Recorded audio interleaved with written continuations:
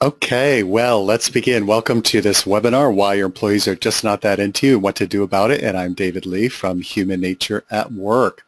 And so this time I will remember to let you know that you can have these slides so you don't have to madly write down the things that you talk about. So here's what we'll be focusing on. Why is the fact that every employer wants this kind of gung-ho, can-do spirit that Southwest Airlines demonstrates, and yet, unfortunately, so often they end up having this sort of attitude from employees? And the research backs this up. Despite literally billions of dollars have been being spent on improving employee engagement. In fact, in America alone, it's a $1.5 billion a year industry. Still, after all these years, 70% of American workers are not actively engaged or actively disengaged. And so back in 2012, I wrote an article that this webinar and the various conference talks I've given is based on, looking at why employees are just not that into their employer. And that's what this webinar will draw from. So here's what you'll take away. Take away 3 engagement truths, 7 engagement destroyers to avoid, and then next steps and resources. So here we go. Let's talk about the engagement truths. And I'm watching the screen. There's quite a bit of delay, and I'm sorry about that.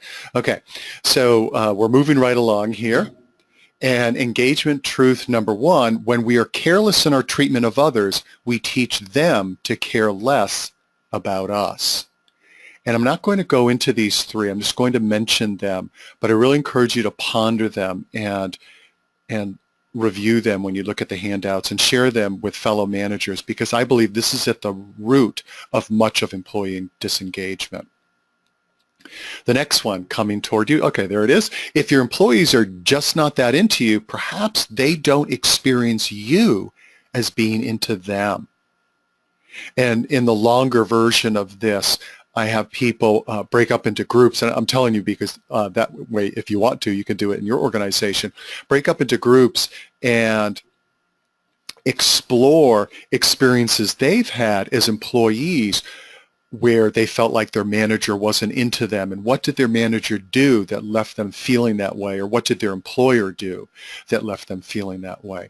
And the last truth is, you don't improve employee engagement with goodies, gimmicks, and gala events. You do it by having the important conversations, and we'll talk about those conversations later. And the hashtags on the bottom, I pulled these out of the conference presentation I did back in June. So let's talk about the 7 reasons why your employees might just not that be into you. Man, I think I screwed this up. All right, so you know what I'm saying, hopefully. So reason number 1, employees don't understand, and therefore they don't care about the game they're playing. You see, this is a cricket match.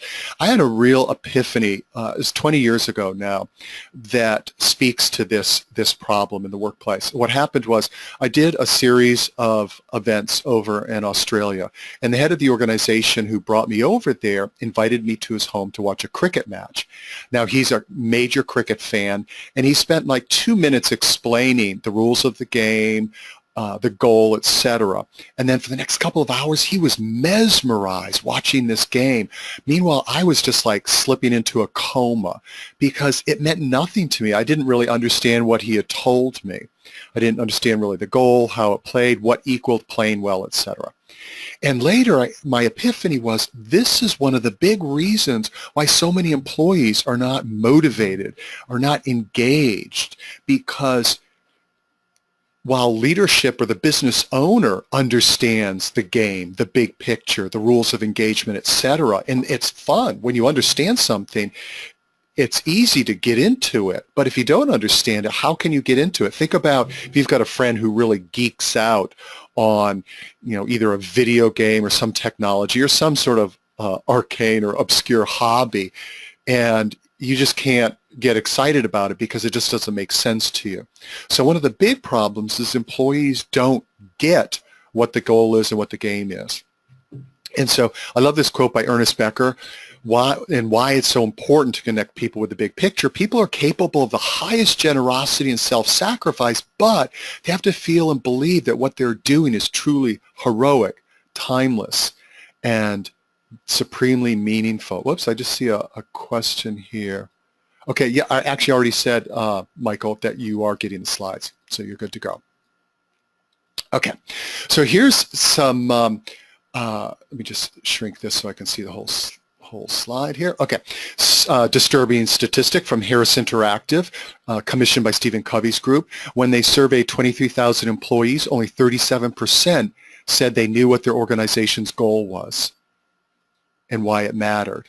And so Stephen Covey has this great analogy. It's like this, let's say this soccer team is competing in the World Cup and only 4 of these soccer players know which goal to shoot on. Like, what are the odds of them succeeding? Well, how can you expect your company to succeed in an ultra-competitive marketplace when only a fraction understands what the goal is? Now, I'm going to ask you these questions quickly, but you see that URL. When you go there, you can find, besides a plethora of articles and some videos and a bunch of other stuff, and the slides, I just put up this morning an expanded version of these questions that you can download and share with your manager. So, do your employees know your mission and vision and why they matter? Do they know that your business goals and your key initiatives? Do you understand the factors that affect your viability? And I say viability because if you're a nonprofit, it's not your profitability. It's whether you can survive and do good work in the world. And if you're for-profit, do they understand the factors that affect your success or failure? Do they understand the marketplace realities and their implications for employee choices, employee actions, etc.? Do they understand what differentiates you from your competitors and therefore what they need to be doing so you can keep that differentiation? So let's say you differentiate yourself by the patient experience or the customer experience. Well, that's really important for them to get, that it's not just about them being efficient in their transactions. It's about them knowing how to create a wonderful experience. And then do they know how the pieces of your organization puzzle fit together so they understand how their actions and performance affect their internal customers? And last but not least, do they know what excellence looks and sounds like? And I'll talk more about that later. So remember, you have that, and that resource page I mentioned, this is what it looks like. So it was for the SHRM 2016 conference, and that handout that I just mentioned, it's the one right here, do your employees know the critical 7? So that's awaiting you at that URL. So problem number 1, employees don't understand and therefore don't care about the game they're playing. Number 2 is employees don't see how they make a difference and how they can best contribute to the big picture. They just feel like a little cog in a great big machine. And one of my favorite quotes, I think it's so important for leaders to remember, is when employees feel like they don't matter, they don't try to matter. And think about that from your own experience, when you felt like your input didn't matter, when you felt like going the extra mile didn't matter. So back to that Harris Interactive poll, they found that only 20% of employees knew how their performance affected their employer's success, what's called line of sight. So there wasn't alignment between their day-to-day activities and how they performed them and their company's goals and initiative, brand promise, etc. So you think about, how can employees get excited about coming to work if they don't feel like they make a difference, if they don't get a sense of how they make a difference and how they can make the biggest difference? So back to our trusty soccer players, only 2 of these poor saps would know which position to play and how to play it. So again, how could they ever dream of competing at an elite level with this going on? And so a big source of frustration and feeling disengaged and even demoralized with employees is when they don't feel like they know how they can be a superstar. So asking yourself, remember you've got the slides on the URL, does each employee know how their job and the way they do their job contributes to the big picture? Do they know their highest value activities? Let me give you a quick example of what I mean by that. So a client, a financial services institution, talking with the CEO, and he was sharing their growth strategy, which was rather than trying to get new customers, stealing them from the competition, if you will, their growth strategy was to get what they call greater share of wallet from their existing customers. So, for instance, if you're a customer of this bank, and let's say you've got a checking account, they would like to get your car loan or your college student loan. And so with that as their strategy and their business goal, then highest value activities of customer-facing employees wasn't giving great, smiley, friendly customer service. That's just gets you in the door, so to speak, or in gambling terms, those are just table stakes.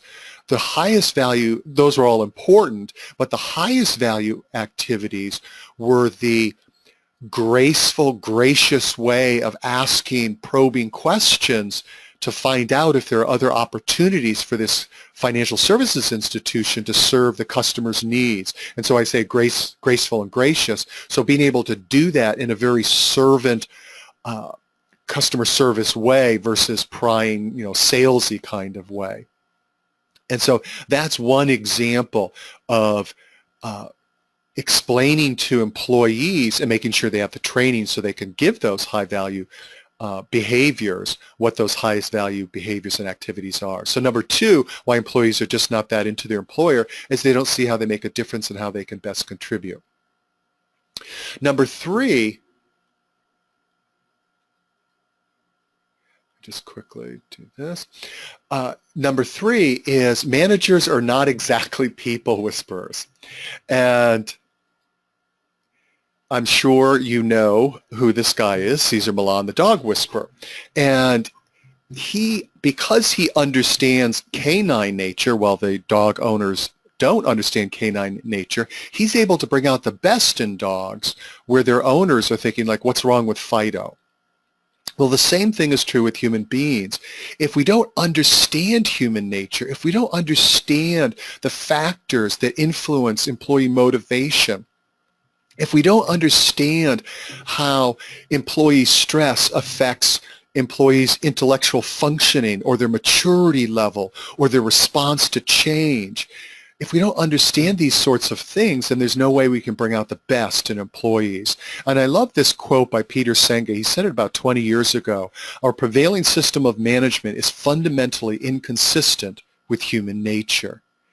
And a lot of, if not most of, the typical ways you see managers practicing management, it's not their fault. It's just we still haven't gotten the memo in many organizations, if you will, about 21st century workplace management skills. And so most managers are managing people based on how they've been managed, which is really not a whole lot different from back in the sweatshop days of the early 20th century. And those sorts of practices were great for intimidating people to work really hard, but they don't really work well in an economy based on creating an exceptional customer experience and an economy based on innovation and the ability to mobilize the intellectual capital and the intellectual horsepower of your organization. And so I actually wrote about this back in 2012 after experiencing earthquake in Ottawa. I was keynoting a presentation, and boy, I can remember being in my hotel room and thinking, what is going on? And so I actually the talk was on managing the millennials, and so I thought I would sort of play off the earthquake. So most managers are not prepared for the seismic shift in the millennial-dominated workplace. And so you really need to up your game. So quick questions for you related to this. Does your organization invest in leadership development, invest in executive coaching, hold managers accountable? And just a quick comment about executive coaching. I heard a really cool story from a friend of mine who's an internal OD professional and does executive coaching there. And she said when she first was hired there, one of the senior leaders was actually badgering her multiple times, saying that he and the other leaders didn't have time for all this executive coaching stuff. They had real work to do, et cetera, et cetera. He was not a happy camper about her being there. And after, I don't know if it was like a year, whatever, a period of time goes by, he actually made it a point to seek her out and tell her the amazing difference she has made. And when it was funny because she said, she's like, I thank you. Yeah, I know they really like it and they've told me the difference it makes. He goes, no, you're not going to gloss over this. I really want you to hear this. So he was very much a convert to the value of executive coaching. And just, I guess one other thing related to that is somebody who does both coaching and leadership development. And if you've been involved in both, you know the huge multiplier effect of coaching over just training.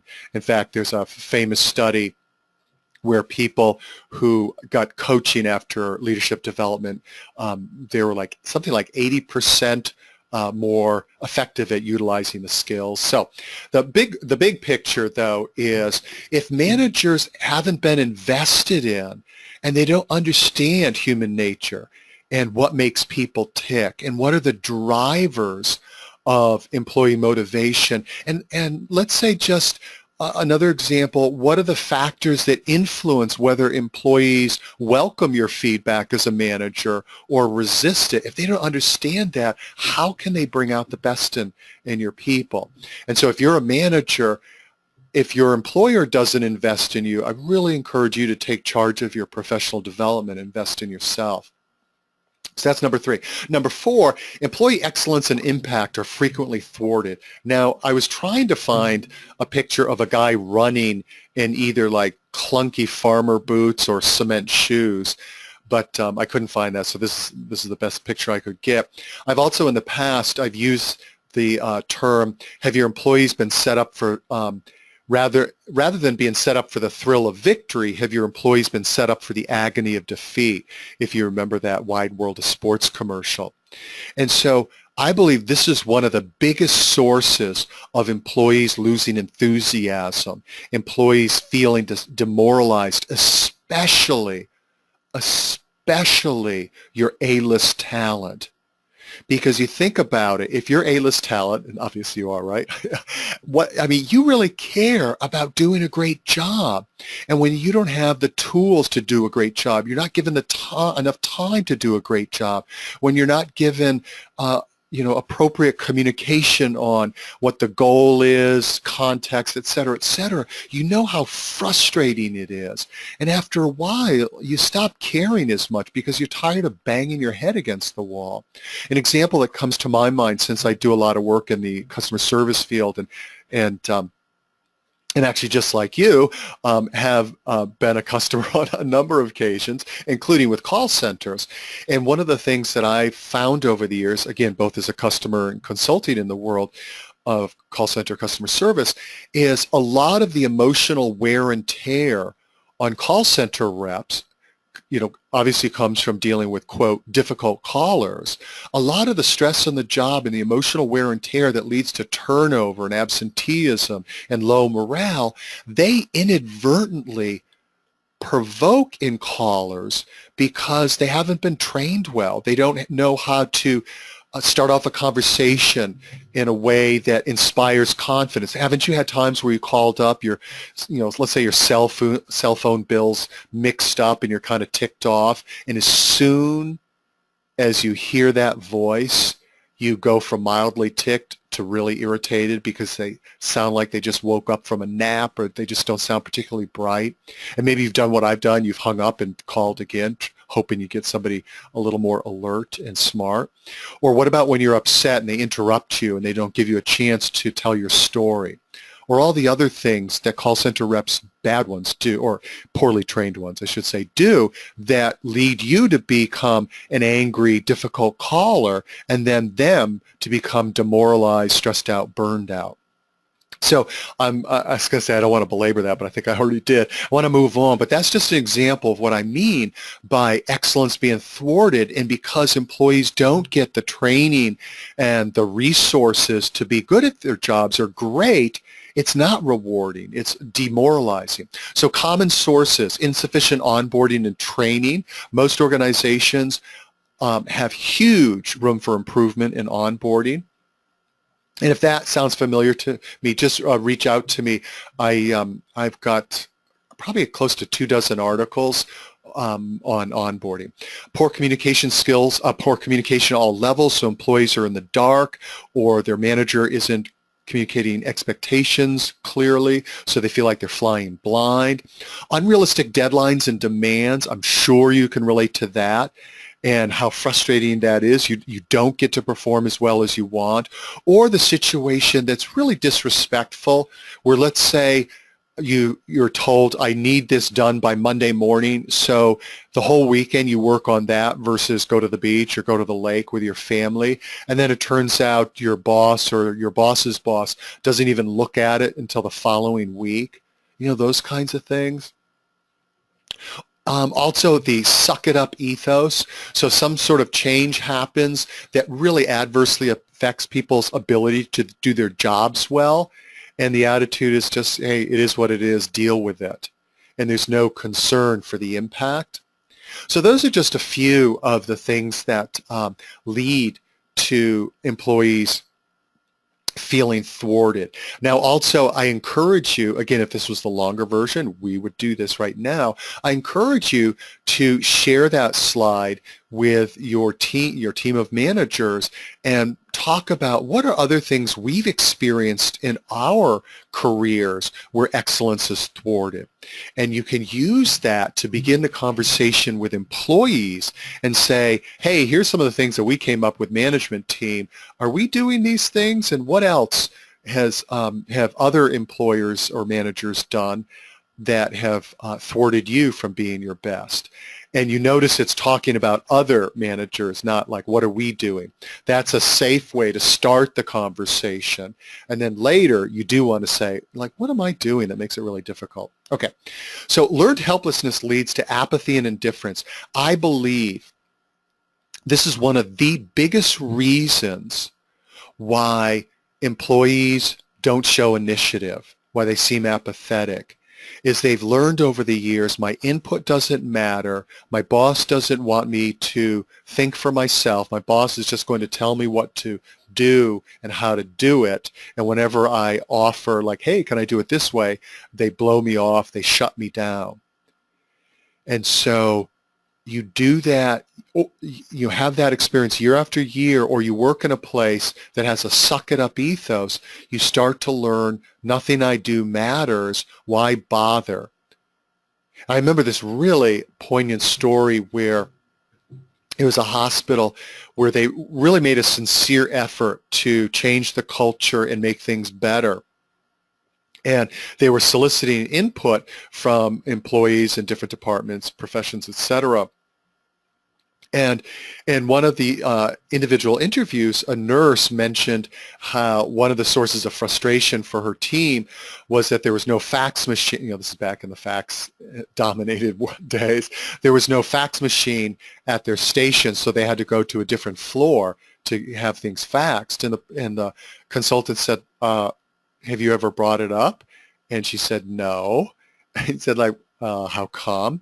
And she said, I just didn't think it would make a difference. Like, nobody ever listens. And so that sort of why bother attitude from being shut down leads to that, you know, walking dead, apathetic, indifferent attitude. So it's really important. And to counteract learned helplessness. I'll talk about that a little more. And if you're not familiar with the psychology behind learned helplessness, I encourage you to Google learned helplessness, because it's pretty fascinating, pretty disturbing. Okay, so what's a treatment for this? the remedy is have the important conversations, such as, and again, you've got this at your resource website, what do we do that drives you crazy? What do we do that makes it hard for you to do your job? How can we best support you doing your best and enjoying coming to work?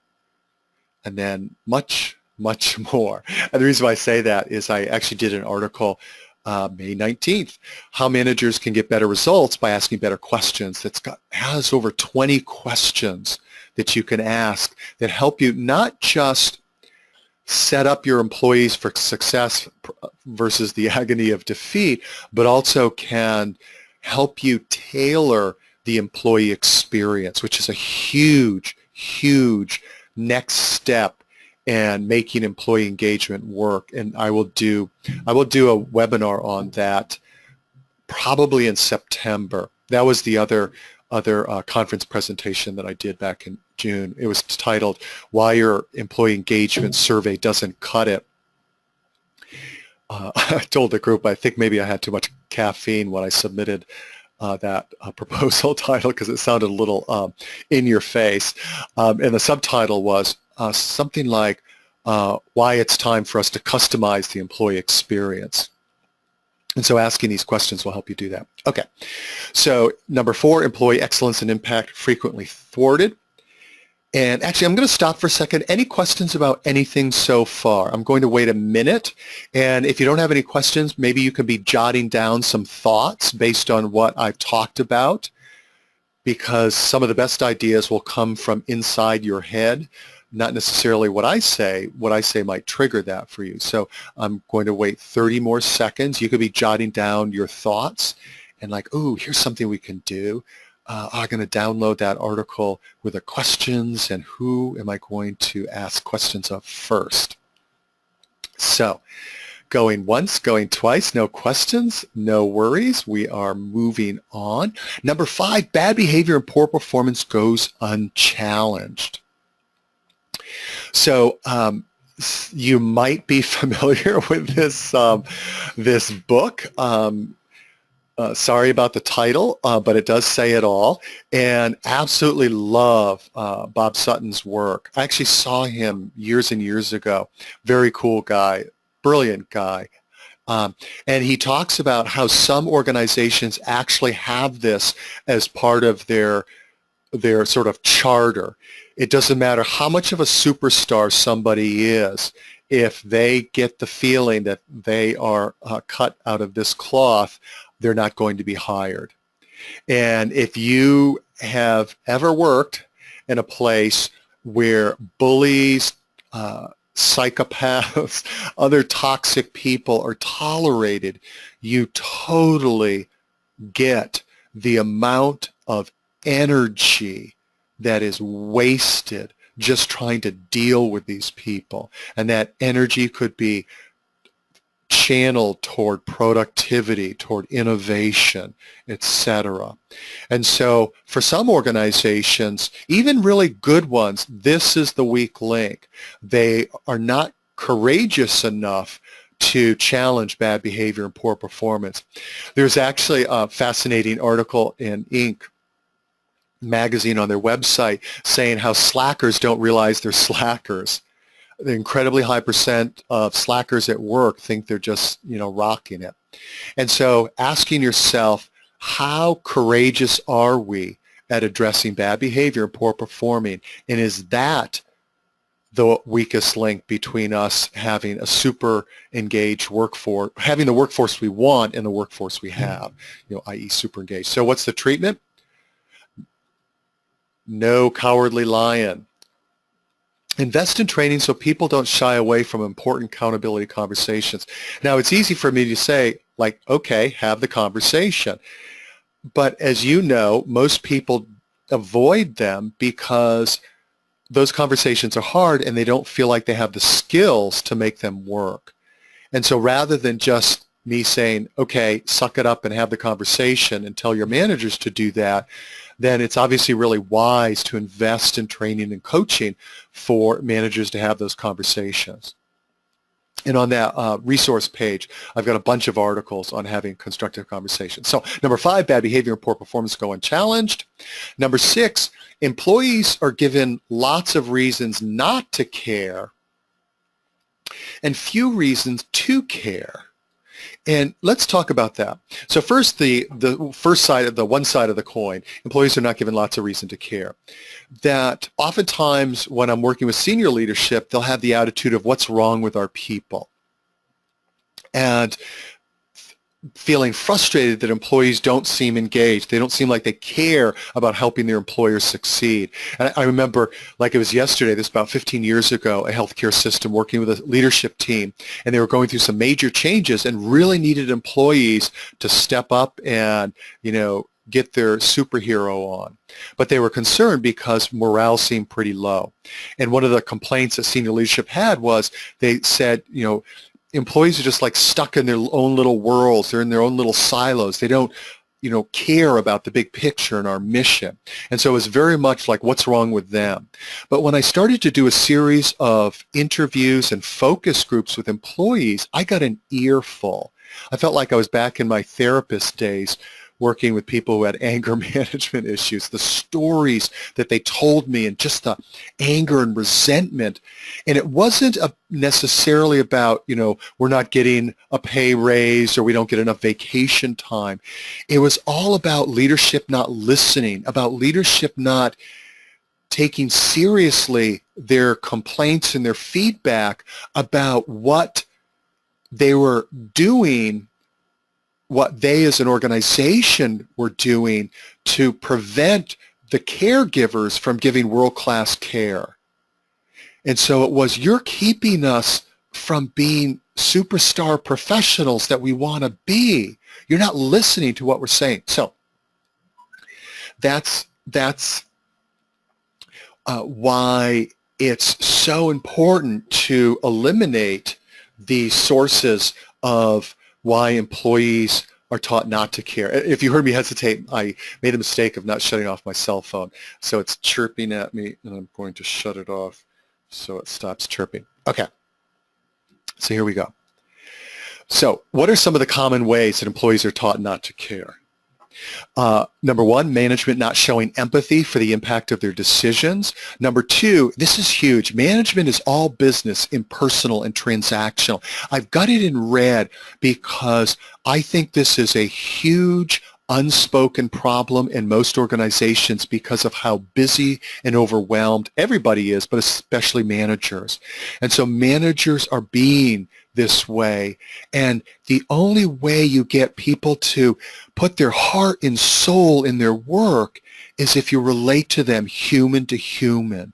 And so the relational piece of employee engagement is huge. You can do all the fancy employee appreciation events and what the latest best places to work companies are doing. It will make zero difference if your managers are not focusing on the relationship. And here's an assignment for you, if you will. Pay attention to the interactions you have moving forward and note and that you witness, and notice how much humanity is part of those interactions. And notice the people who bring their humanity, their caring for others, their aliveness, and notice how many people are just, get the job done, acting like object to object versus human to human. Another way that employees are taught not to care is non-responsiveness is the norm. And so you think about if you, and I'm sure you've had this experience, where you are really concerned about getting something to your boss on time, especially because you promised it, and you send it and your boss never lets you know if they received it. And you're like, I don't want to harass them, but I want to make sure they got it on time. And after a while, you're like, I need to make sure they got it. And you check and they're like, yeah, I got it.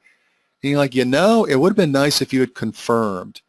And that's one of the things I love that Google does. Part of their cultural norm is it's a given that when you send something to somebody, they acknowledge, they just say, got it. So the person is not left wondering. Because you think about your own experience with people who don't respond and don't let you know they receive things. After a while, you stop caring. You're like, hey, if they didn't get it, they'll let me know eventually. So I see that as a big source of employees being taught not to care. Managerial entitlement is the norm.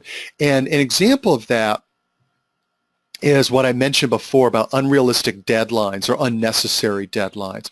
I remember working with a management team where this very seasoned manager said something I thought was really profound and pretty universal. She said something like, our senior team doesn't realize how often the things that they expect of us or demand of us, how much it takes out of us and how much we have to jump through hoops to make it happen because we never complain, we just get it done. And because we never complain and we just get it done, they think it was no big deal, and they don't think there's a big price that we've been paying for that. And so it's interesting, there's a lot that's been written about employee entitlement, especially with the millennials.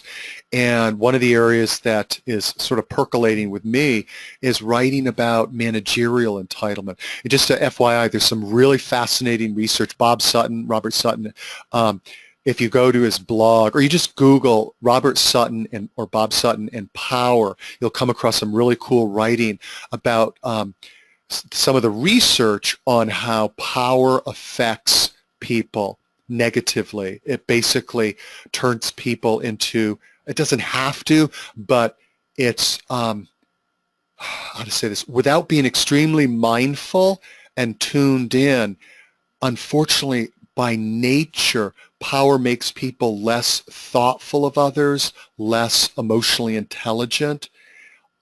Check it out if you're interested in going deep. Unrealistic and unnecessary deadlines, so I mentioned that. So here's what I want to ask you to think about. How have you experienced employees being taught not to care?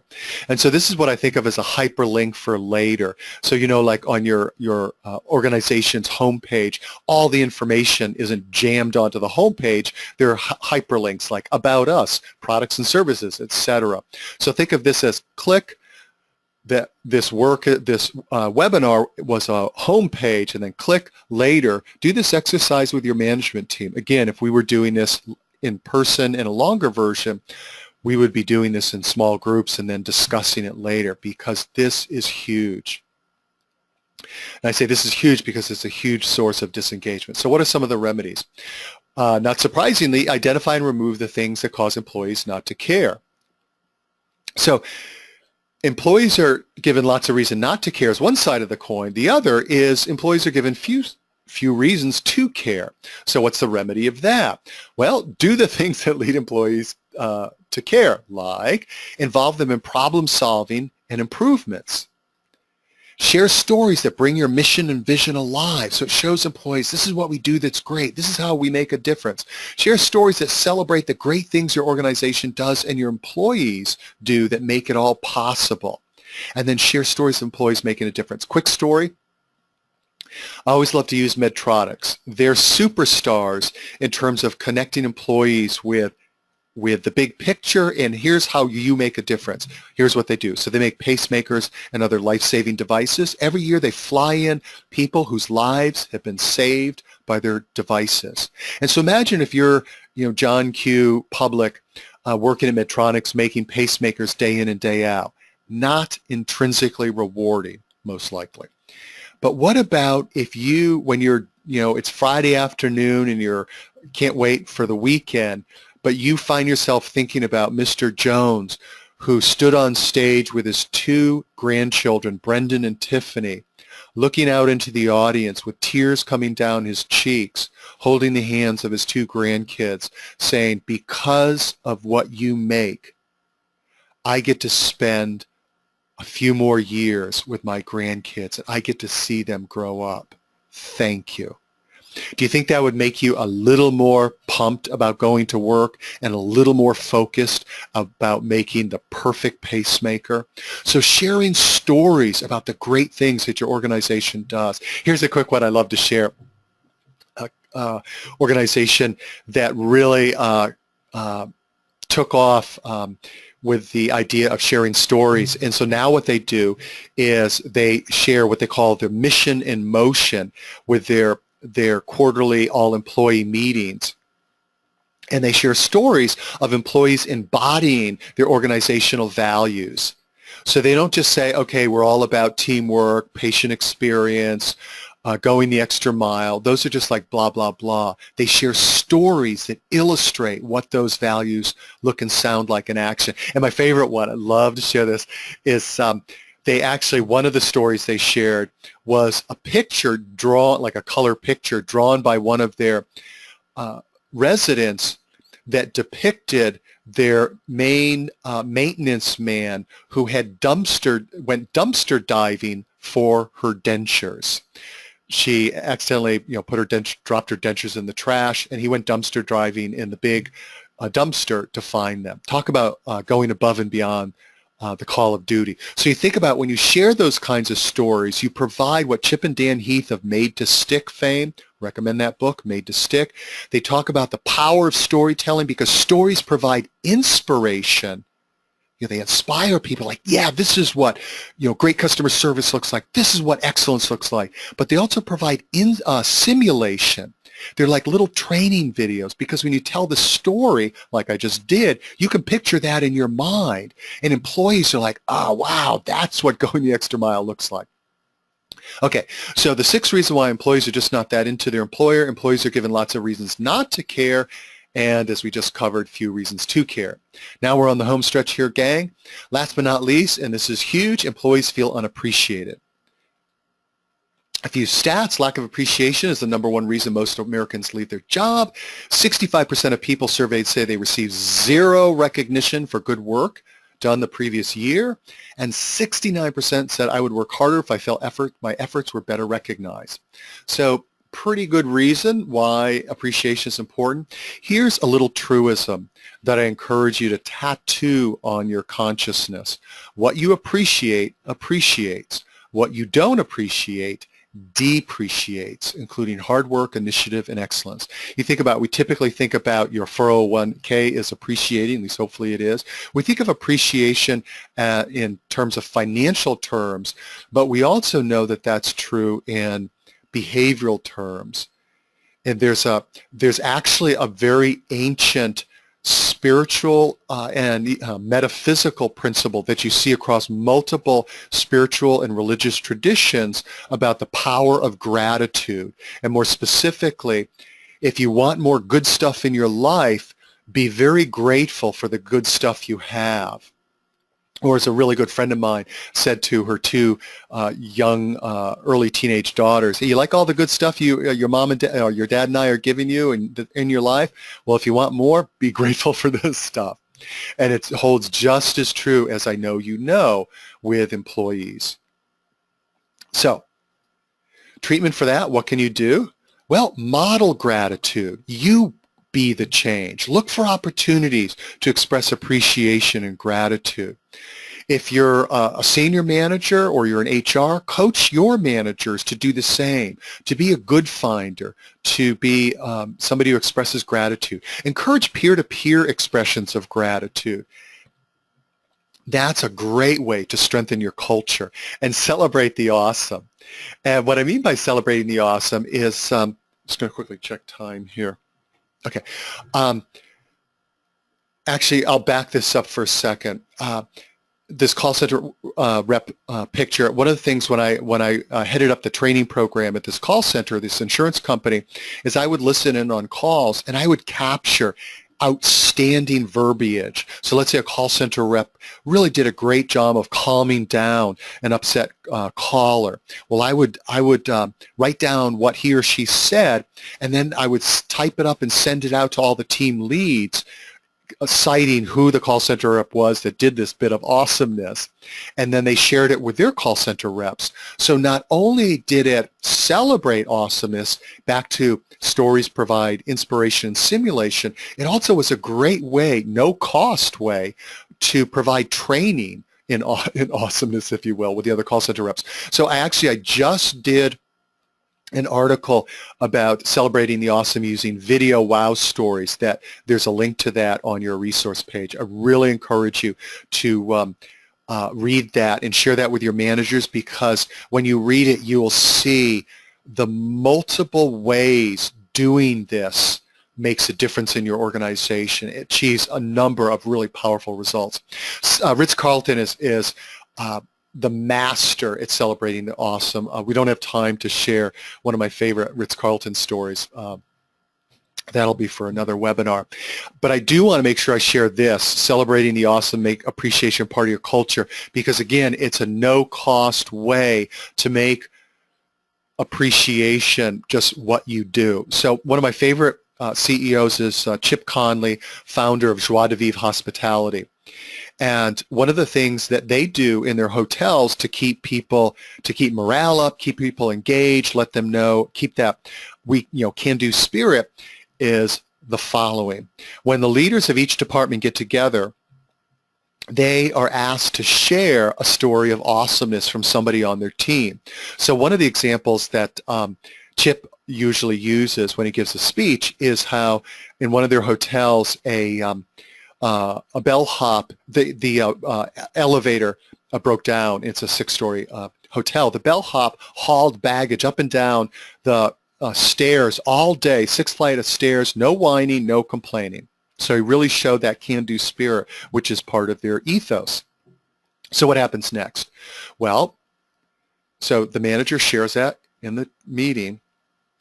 And then what happens next is one of the other leaders, a leader from another department, gives the bellhop a call. It says, "Hey, Joe, just want to let you know, Sally brought up your name in our leadership meeting today and about, what an awesome sport you were, blah, blah, blah, blah." So the leader from the other department lets Joe know how much they all appreciated his attitude, his can-do spirit, etc. So you think what happens by doing that simple practice? Not only does Joe feel great, it also reinforces, remember, simulation and inspiration. It reinforces these are the values that we care about. We care about it so much, we notice them, we don't take them for granted, and we let you know. And then the other thing that I think adds just a whole level of coolness, if you will, to it, is it's somebody from another department, and that is intentional. It's a great way of building bridges across different departments, as opposed to that silo effect that happens in so many organizations. So that's just a great way of creating a culture of appreciation. So looking back, we're in the wrap-up stage. Remember, when we are careless in our treatment of others, we teach them to care less about us. Encourage you to share these with your fellow managers. If your employees are just not that into you, perhaps they don't experience you as being into them. No matter how much of a good guy or gal you are, if you're really transactional, if you're all about the results and not so focused on the people, they might be getting that feeling. And you don't improve employee engagement with goodies, gimmicks, and gala events. It's not bribing them with on-site massage or having the Friday afternoon barbecue or the latest flavor of the month management fad that is going to get you engagement. It's having those important conversations, which we talked a little bit about, but again, there's lots of, there are many questions you could draw from in that article. So you can have those conversations. It's all about the relationship, and the relationship is all about the conversation. So let's talk about next steps. So as if I haven't hammered home the resource page enough for you, there it is yet again. And I really encourage you to share that Why Your Employees Are Just Not That Into You article that's on there. And use that as a catalyst to discuss what are we doing here that maybe is fostering a not so into us attitude. Invite them to follow-up webinars. And obviously, feel free to reach out if you have any questions. There's, as you can see, my contact info. And so here's the deal. I promised, oops, I'm a little late. I promised to do it at 45 after, so it's 3 minutes late. I'm officially signing off, but I will stay on for those people who have questions. Hope you found it useful. Please share with your colleagues, both internally and externally. I'm going to make it so not only people who signed up prior to this can watch the recording, but people who sign up later can watch the recording. So, yep, Karen, maybe you came on late. The slides will be available. Any questions about any of the material? So I will wait a minute or so if you have any questions. And if you're like, I got to go to a meeting, don't have time, you can always follow up and email me. Okay, here's the question. Would love to hear the Ritz-Carlton. Oh, okay, all right, thanks. Okay, here we go. This is so cool. And I think I've got the article that tells us. So I use this story as a way to illustrate using stories to celebrate employee awesomeness, but also to use stories to reinforce your cultural values. So a couple of years ago, I got the chance to co-present with Diana Orrick from Ritz-Carlton. She's now at NetJets, but back in the day, she was at Ritz-Carlton. And we did a program on using storytelling to make all aspects of talent management, communication more powerful. And so whether it's employer branding, new hire orientation, employee engagement, et cetera. And so one of the stories that she shared was this.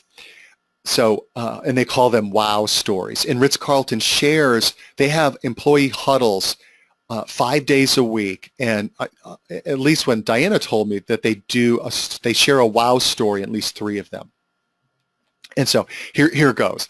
So in one of their properties, a little girl is out by the pool with her parents, and she is playing with her tooth. She's young enough where her teeth are coming out, and it comes out. And she is upset because it dawns on her they're not at home, and how can the tooth fairy find her to give her, whatever tooth fairy swag arrives in her house. So she's really upset. And so her parents do their best to mollify her. She finally chills out, and they go about their business, go out go out on the town, do their family vacation getaway thing. Well, later on the day, they come back onto the property, they enter the lobby, and the little girl stares, and she can't believe it, because there in the lobby stands the tooth fairy.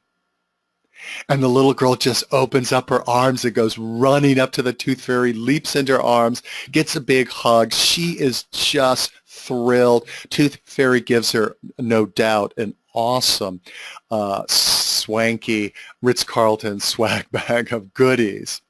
And so Diana uses that as a great example of a wow story, and how Ritz-Carlton, their guiding principle in giving world-class customer service is identifying and satisfying unexpressed needs, or recognizing and satisfying unexpressed needs. So the parents didn't say, hey, could you make my kid happy? Ritz-Carlton employee noticed what was going on and rose to the occasion. But you can also get how those types of stories of employees totally rocking it are a great way to communicate, you matter, we appreciate excellence, thank you. Oh, cool. Can't wait to share this with others. This will be very helpful. Thanks, Kay. Awesome. I appreciate that, Kay. Let's see. Any other questions? I think we are good to go, unless there's any last questions. Okay. Okay. Hey, thanks, Tim. So thanks for being here. I hope you found it helpful. And also, speaking of that, I would really appreciate it if you could just shoot me an email to let me know, in fact, if it was useful and what about it was most useful, as well as if there's anything that you would recommend I keep in mind about making future ones useful. I know webinars can be kind of weird in terms of, it's not as interactive as live. But if you, again, really appreciate if you wouldn't mind letting me know what you liked and if anything I could do to make it more useful. So thanks so much for attending, and hope to see you in future programs. Bye-bye.